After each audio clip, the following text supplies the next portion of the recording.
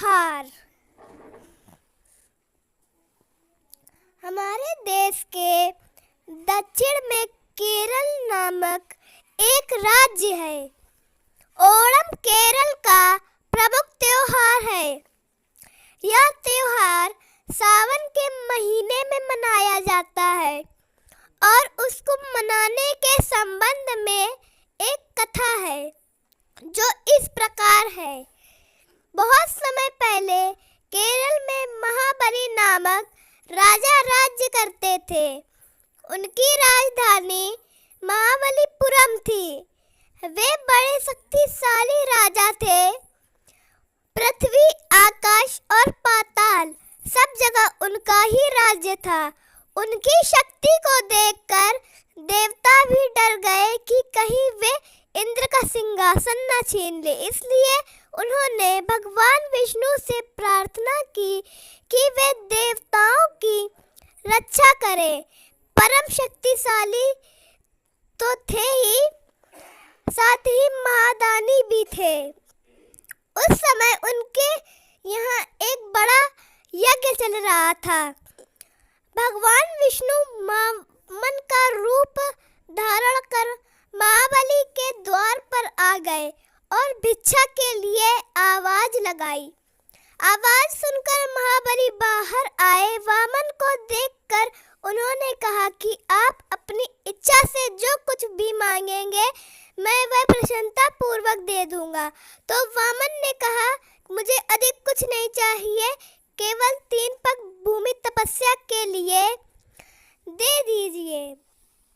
यह सुनकर महाबली को हंसी आ गई और वे बोले, केवल 3 पग भूमि मांगकर आप मेरा अपमान ना करें।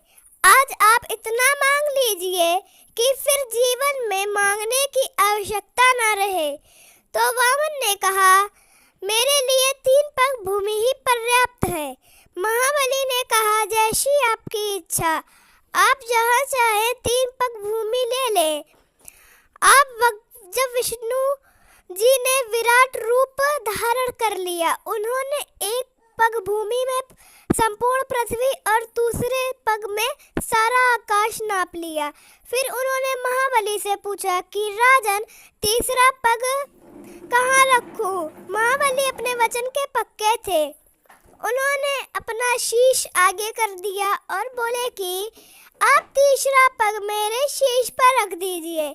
विष्णु जी ने कहा कि शीश पर पग रखते ही तुम पाताल लोक चले जाओगे।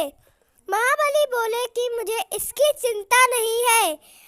विष्णु जी महाबली की दानवीरता से बहुत प्रसन्न हुए। उन्होंने महाबली से वरदान मांगने को कहा। महाबली अपनी प्रजा को बहुत प्रेम करते थे और सभी लोगों को अपनी संतान की तरह मानते थे। उन्होंने विष्णु जी से कहा कि मैं वर्ष में एक बार अपनी प्रजा को देखने के लिए यहाँ आना चाहता हूँ। विष्णु जी ने उनकी प्रार्थना स्वीकार कर ली।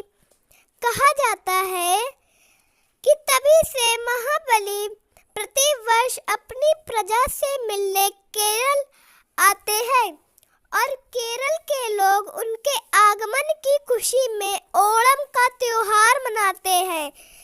वह अपने घरों को सजाते हैं, खुशियाँ मनाते हैं और रात में दीपक जलाते हैं। ओणम का त्योहार 5 दिन तक मनाया जाता है। इसका दूसरा दिन सबसे महत्वपूर्ण होता है। इसे तिरु ओणम कहते हैं। पहले दिन घर की पुताई, झाड़ पोछ और आसपास की सफाई की जाती है। रंग बिरंगे फूलों की सुंदर गोल गोल आकृतियां बनाई जाती हैं, जिन्हें पूकलम कहते हैं।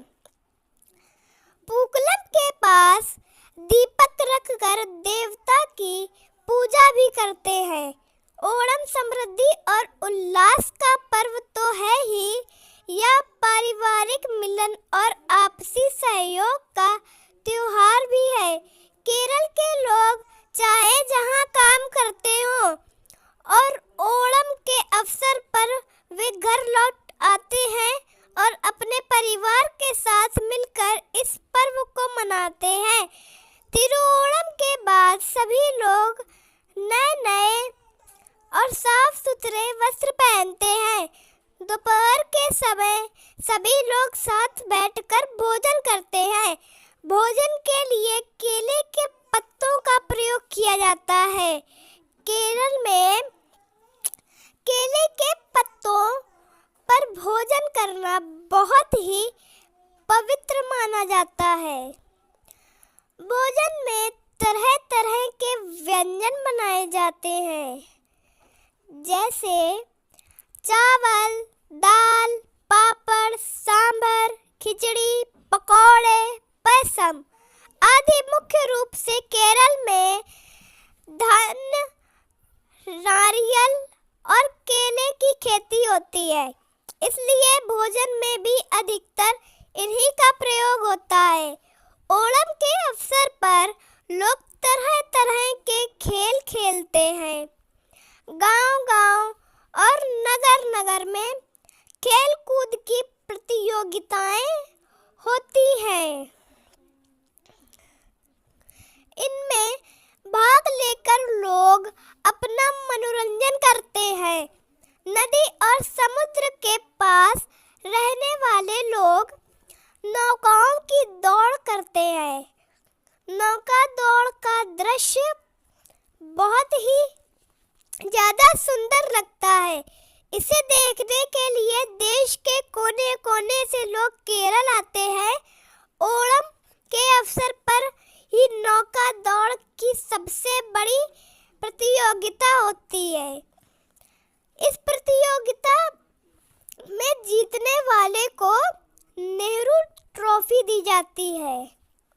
इस अवसर पर बालिकाएं और स्त्रियां अपने ढंग से खेल खेलती हैं। वे ताली बजाते हुए नृत्य करती हैं और नृत्य को कैकोटिकली नृत्य कहा जाता है। यह केरल का प्रसिद्ध महिलाओं का नृत्य है। इसके द्वारा महापुरुषों और वीर नर नारियों की गाथाओं का प्रदर्शन किया जाता है। ओणम के सुंदर त्योहार का आनंद लेने के लिए लोग दूर दूर से केरल आते हैं। इस अवसर पर केरल में पर्यटकों की भीड़ लग जाती है। केरल की राजधानी तिरुवनंतपुरम की चहल पहल तो देखते ही बनती है। संपूर्ण नगर का वातावरण बसंत ऋतु की तरह खिला खिला रहता है। ओणम प्रसन्नता और सुख समृद्धि का त्योहार है। यह त्योहार हमें एकता और बंधुत्व का संदेश देता है, इसलिए हमें इसी भावना के साथ मनाना चाहिए।